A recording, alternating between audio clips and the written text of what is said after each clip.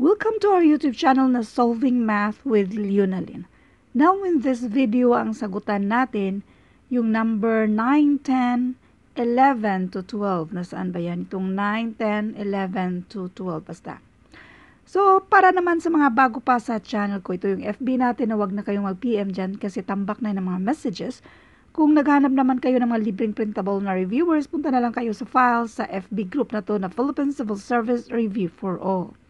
Kung meron kayong concern, pwede kayong mag-PM dito sa free reviewers managed by Leonalyn. Now, let's do number 9. For what values of n and d is n over d ay more than 1 daw. Now, kung ang n over d ay more than yan sa 1, ibig sabihin improper fraction yan siya. Improper fraction. So, therefore, yung n dyan ay mas malaki pa ang value ni n kay ni d. Choice A, ang 5 mas maliit yan sa d. Choice B, ang 1 mas maliit sa 2. Choice C, si 0 mas maliit sa 1. Ang choice D, ang n equals 3. Si D equals 2. Therefore, mas malaki yung n. So, ito na yung sagot. Letter D. N over D, ang n ay 3, ang D ay 2. So, ito ay more than 1. Before tayo mag-proceed, para klaro lang.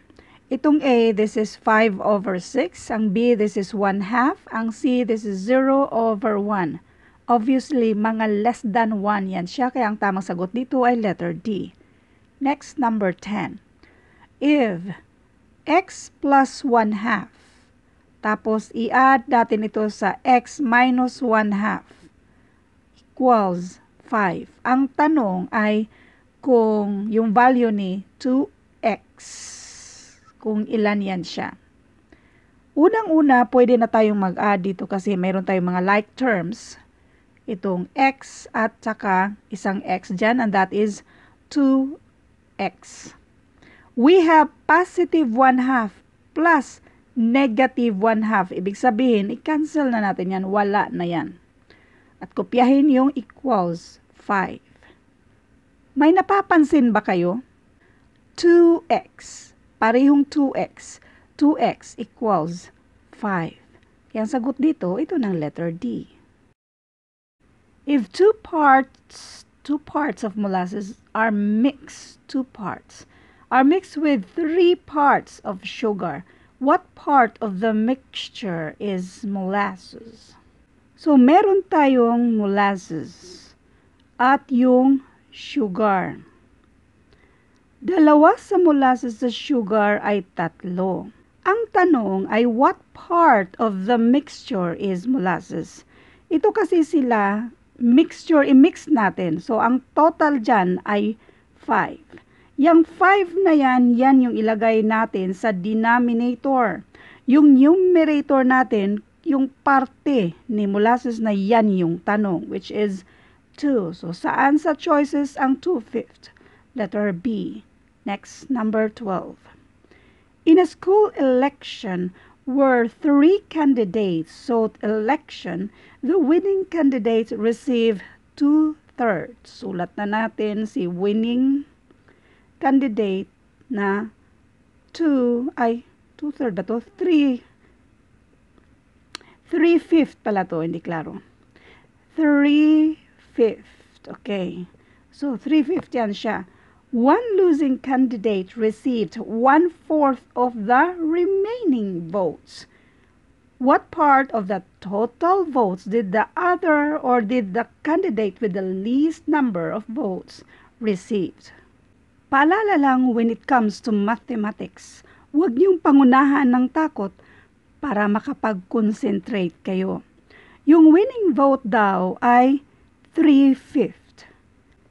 3/5 sa kabuuhan. So, therefore, yung remaining ay 2/5. Yung remaining. Ma'am, saan mo kinuha yung 2/5 na yan? Ang kabuuan, ilagay natin 5 over 5. Bakit 5 over 5? Kasi kailangan yung denominator ay pareho. Yung 5 over 5 equals 1 yan siya. So, para makapag-minus tayo, kailangan yung mga denominators natin ay pareho. Kaya 5 din ang ilagay natin. So, yung numerator ay 5 para equal siya sa 1. So, pareho na yung denominator. Sa mga numerators natin, 5 minus 3 and that is 2. Yang 2/5 na yan, yan yung remaining. So ngayon, doon tayo sa one losing candidate ay 1/4 of the remaining. So instead na yung 1/4 ang isulat natin, 1/4 of 2/5, kasi yan yung isang candidate, doon tayo sa kabaliktaran sa 1/4. Now, ang 1/4, ang natitira dyan ay 3/4. Paano mo nakuha yung remaining na 3/4 sa 1/4? Again, yung remaining gagawin na naman natin kabuuan, i-minus natin sa 1/4. So, therefore, para maka-minus tayo, 4 over 4 para pareho sila ng denominator. So, ang numerator natin ay gawin natin 4 para equal siya sa 1. Yung kabuuan ng remaining. 4 minus 1 and that is 3. So, therefore, 3/4 yung natitira sa remaining. Now, para masagot natin yung tanong, basahin muna natin yung tanong. What part of the total votes did the candidate with the least number of votes received? May isa pang candidate kasi 'di ba 3 silang kandidato.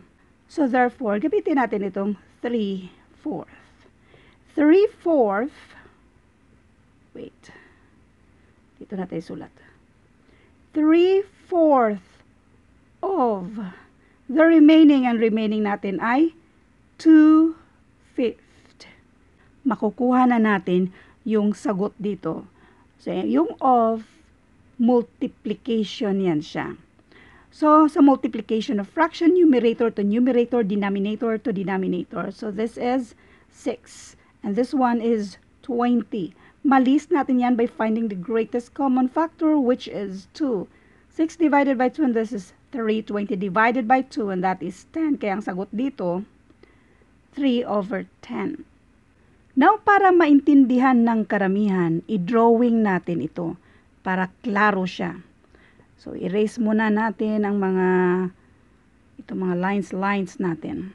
So, mag-drawing tayo. Yung mga hatian, i-drawing natin yan siya. So, isang box. Mag-drawing tayo ng 5 box. 5 equal boxes. So, 4 at 5. Yung winning votes, we have 3/5. Ibig sabihin, itong 3. Yan yung 3/5. So, i-shade muna natin si 3/5. At ito naman yung mismong remaining na 2/5. Again, yung nasa denominator yan yung total at yung numerator yan yung kung ilang counts yan, ilang boxes yan. So, 2/5 yan yung remaining. Now, 1/4 dyan sa remaining votes nasa isang losing candidate. So, i-divide natin itong 4 sa itong remaining na ito. I-divide natin ng 4. So, yung isa na yan yung 1/4. Now, yung pinakatanong dito ay itong remaining na part. Yan yung votes sa isang candidate, yung pangatlong candidate. Now, itong the rest sa boxes ay ihati din natin yung dalawa para pareho lahat yung hati dyan. So, ngayon, 3 yan siya. 1, 2, 3. So, we have 3. Ang nasa denominator, yan yung total equal na hatian na kahalintulad nitong 3. So, we have 1, 2, 3, 4, 5, 6, 7. So, ito ay 8, 9, 10. So, therefore, yung kabuuan ay 10. Kaya, ang sagot dito ay 3 over 10. Now, ma'am, paano naging 5 naman yung iba, tapos 10 yung nandito. Ganito yan. Kasi yung hati kanina ay 5 yung hati. So ngayon, hinati sila ng 10. So itong 3/5 na to, 6 yung mga maliliit na boxes over yung kabuuan na 10. Kung i-list natin yan, by finding the greatest common factor, which is 2. So, 6 divided by 2, that is 3. 10 divided by 2, and that is equal to 5. Dito naman sa isa, 2 yan siya. So, hinati ng maliit na boxes, so 4 yan, over 10. So, again, kung i-list natin yan by finding the greatest common factor, which is 2. So, 4 divided by 2, and that is 2. 10 divided by 2, and that is 5. So therefore, sa tanong na what part of the total votes did the candidate with the least number of votes received? The answer is 3/10. Now again, when it comes to mathematics, never memorize the answers because that will never help you, kundi yung paraan kung paano natin ito sinagutan. Thank you and God bless.